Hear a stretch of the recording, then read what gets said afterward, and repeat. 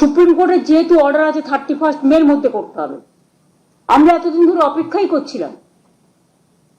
Order তো বেরিয়েছে অনেক দিন আগে, প্রায় অ্যাবাউট 2 মান্থস হবে।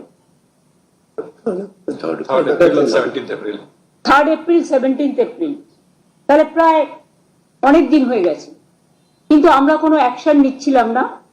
আমরা ওয়েট করছিলাম যে এর মধ্যে হয়তো রিভিউ যেটা আমরা করেছি রাজ্য সরকার থেকে সেটা হয়তো আলোচিত হবে এবং তার পরিপ্রেক্ষিতে যে আদেশ কোর্ট দেবেন তাতে হয়তো চাকরি প্রার্থীদের পক্ষেও হতে পারে।